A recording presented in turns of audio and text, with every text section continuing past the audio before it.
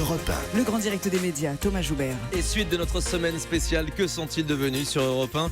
Tous les jours, on reçoit des personnalités qui ont marqué l'histoire de la télévision, mais qui ont un petit peu disparu du petit écran. Ce matin, je suis très heureux d'accueillir dans ce studio l'un des anciens complices de Dorothée, que vous connaissez forcément.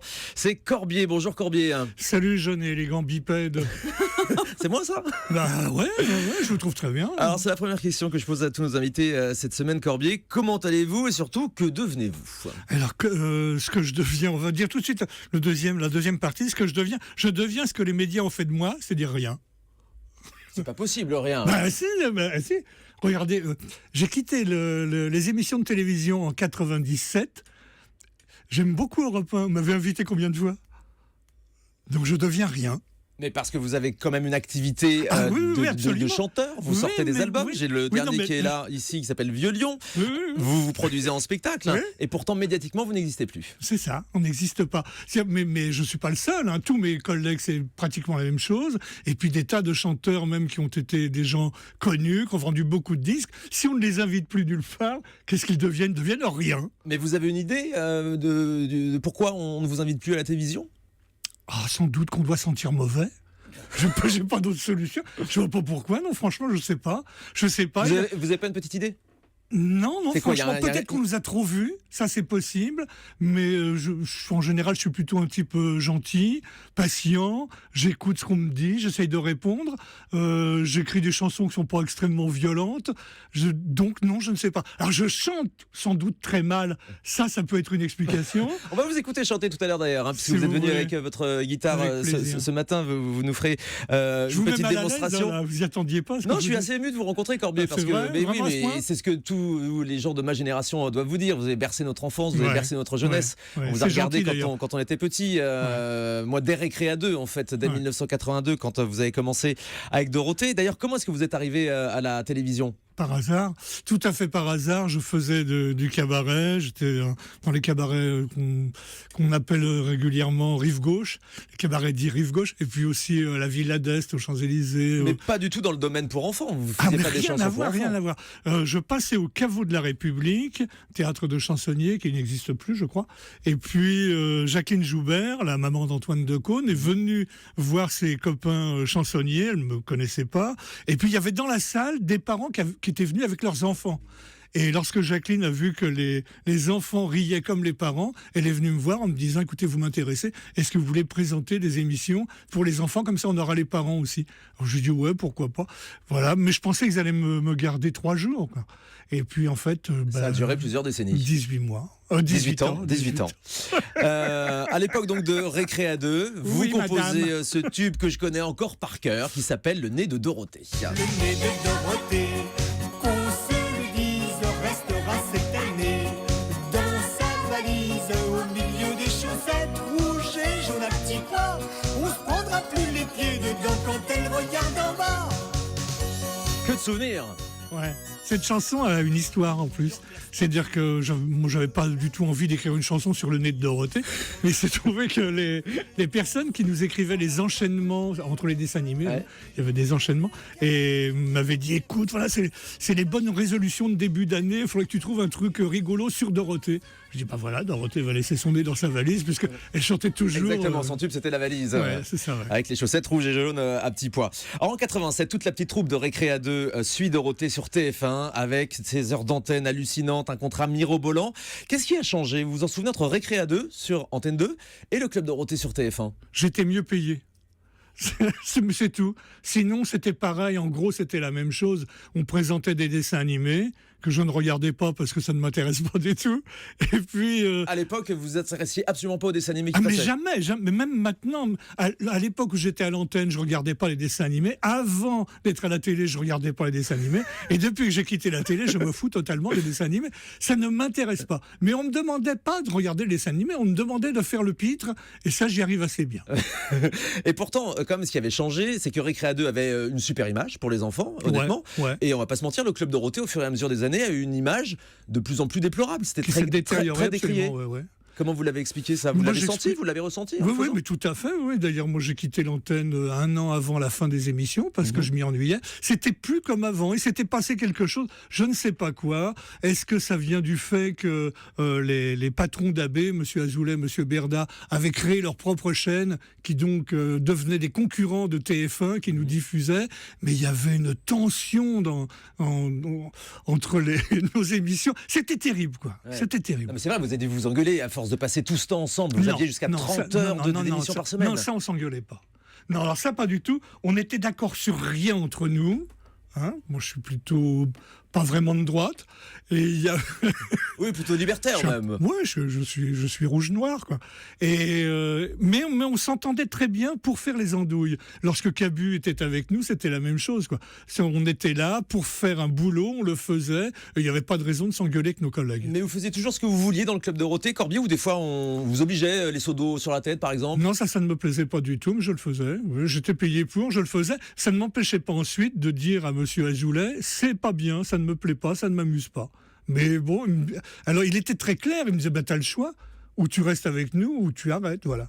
Et j'étais trop peu courageux pour foutre le camp. Vous restiez pour l'argent? Ouais. Ça vous a enrichi le club Dorothée? Non. Ah non, ça je suis pas devenu riche grâce au club Dorothée. D'ailleurs, je ne suis pas riche. J'ai même découvert en préparant cette parce émission. Que j'avais un salaire, effectivement. Oui. J'ai même découvert en préparant cette émission qu'à un moment vous avez été couvert de dettes, un marginal en train de se clochardiser, avez-vous dit à ce point-là? Ça, c'est un peu exagéré. Ça a été repris par un journal qui s'appelle Le Figaro. Et c'était pas tout à fait ça. C'est-à-dire que je n'avais plus de boulot, c'est vrai. J'avais le toit de ma maison qui s'était envolé, donc j'ai dit je n'ai plus de toit, c'est devenu j'étais sans domicile. C'était pas vrai. J'avais ma famille qui m'aidait, donc qui me maintenait la tête hors de l'eau. Donc non, ça allait quand même, mais je ne travaillais pas, c'est vrai. Alors comment vous êtes revenu à la chanson? Par hasard, parce que mon frère, ma famille, des amis m'ont dit reprends ta guitare, ça va pas, non, tu vas pas te laisser aller comme ça, vas-y, écris, tu sais écrire, vas-y.